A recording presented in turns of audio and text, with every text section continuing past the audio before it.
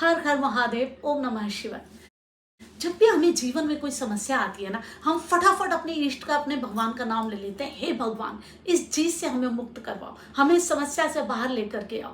आप ही हमारे सहारे हो, आप ही हमारे लिए सब कुछ हो। हम अपने इष्ट को, अपने ईश्वर को, जिसको भी हम याद करते हैं, हम उसको बिल्कुल गहरे दिल से याद करते हैं और हमें लगता है कि वो हमारी बात सुनता है और हमारी प्रॉब्लम सॉल्व हो जाती है। वो जो एक सकारात्मकता पूरे ब्रह्मांड में घूम रही है ना, वो हमसे जुड़ी हुई रहती है। हमें एहसास होता है और हमें जब लगता है कि नहीं, अब कहीं ना कहीं हम बहुत नेगेटिव हो रहे हैं, हम बड़े इम्बैलेंस हो रहे हैं, हम चाहते हैं जीवन में हमको कुछ संतुलन चाहिए, कुछ बढ़िया चाहिए, तो हम क्या करते हैं, तीर्थों में जाते हैं।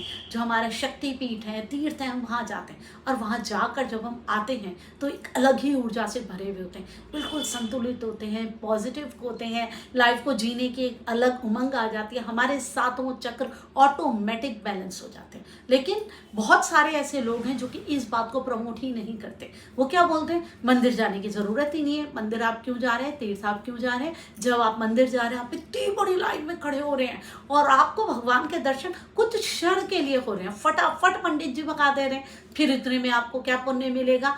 और वो उस चीज को समझ ही नहीं पा रहे कि इस एरिया में, जिस एरिया में हम जा रहे हैं, जहाँ पे तीर्थ है, उस संपूर्ण एरिया में, उस संपूर्ण क्षेत्र में वो ऊर्जा विद्यमान रहती है। जब हम मंदिर में लाइन में खड़े रहते हैं तब भी वो हमारे साथ रहती है और हम उस ऊर्जा के पास जाते रहते हैं। वो हमारे अपने आप ही हमारे चक्रों को बैलेंस करती रहती है, हमें संतुलित करती रहती है, हमें पॉजिटिव करती रहती है। सिर्फ उस तीर्थ में जो हमने देख रखा है कि तीर्थ में हम शिवलिंग के पास गए या माता के दर्शन करने गए, सिर्फ वही सकारात्मकता नहीं होती, उस पूरे क्षेत्र में सकारात्मकता भरी होती है।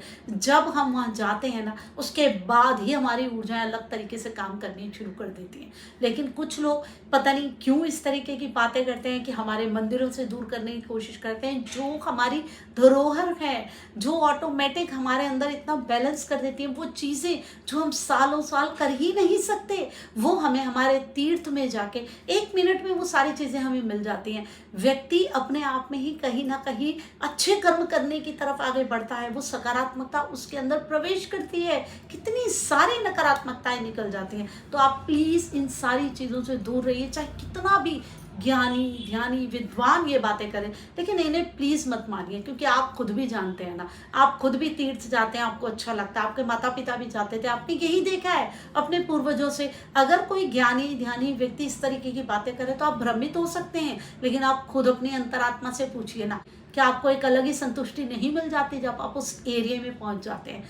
जो वो ऊर्जा है जिसके लिए हम जाते हैं, वो उस जगह की ऊर्जा, उस जमीन की ऊर्जा जो वहाँ रहती है, वो सकारात्मकता है जो उसको कहीं ना कहीं तीर्थ बनाती है, उस पूरे क्षेत्र को वो तीर्थ बनाती है। और उस जगह जहाँ पे हम कोई शिवलिंग मान लें या माता की पिंडलियाँ मान लें, वहाँ वो ऊर्जा अपनी चरम सीमा में होती है। कुछ क्षण का ही अगर हमें दर्शन हो जाए, वो ही हमारे लिए बहुत है। कुछ सेकंड्स भी अगर हमें देखने को मिले, वो ही बहुत है। इतनी लंबी लाइन होती है, कोई पंडित जी हमें अपनी इच्छा से थोड़ी ना भगा देते हैं, वो भी तो चाहते हैं कि भाई जिनकी वो पूजा कर रहे हैं, हम लोग भी उनकी बैठ के पूजा करें। लेकिन इतने सारे लोग हैं, इतनी हमारी पॉपुलेशन है, इतनी लंबी लाइन रहती है, तो वो कैसे ऐसा कर सकते हैं। तो इसमें हम अपने तीर्थों में बैठे हुए उन लोगों को दोष नहीं दे सकते। ये नहीं कह सकते कि वहां जाके अपना समय खराब करना गलत है, बिल्कुल नहीं। वहां जाके जो ऊर्जाएं आपको मिलने वाली है ना, उस क्षेत्र में इतनी सारी अलग अलग असीम ऊर्जाएं है ना, जो आपके ऑरे में प्रवेश करेंगी, अपने आप आपको संतुलित कर देंगे, अपने आप आपको संतुलित कर देंगे, उस ऊर्जा से भर देंगे, जो आप अपने घर में रह के अगर जीवन भर भी आप जाप पाठ करते रहे, पूजा करते रहे, तो भी आपको मिलने वाला नहीं है। हर तीर्थ की अपनी अलग ऊर्जा है, हर क्षेत्र की अपनी अलग ऊर्जा है, सबको हमें लेना है ना। क्यों इस तरीके की बातें आपने लेनी, आप खुद जानते हैं कि आपको बहुत अच्छा लगता है, आप ऐसी बातों से भटकाव में आ जाते हैं, बिल्कुल नहीं आइए। सबसे पहले अपने आप से खुद गाइड होना शुरू कीजिए, अपनी अंतरात्मा की आवाज को सुनना शुरू कीजिए। जब वो आपको कह रही है कि वहां जाके आपको मजा आता है, कोई भी ज्ञानी ध्यानी कुछ भी कहे, जाइए और उस सकारात्मकता को, उस आध्यात्मिकता को अपने साथ लेकर के आइए। क्योंकि जो वो तीर्थ और वो तीर्थ हमारे दे सकते हैं ना, हमें वो कोई भी नहीं दे सकता। हर हर महादेव, ओम नमः शिवाय।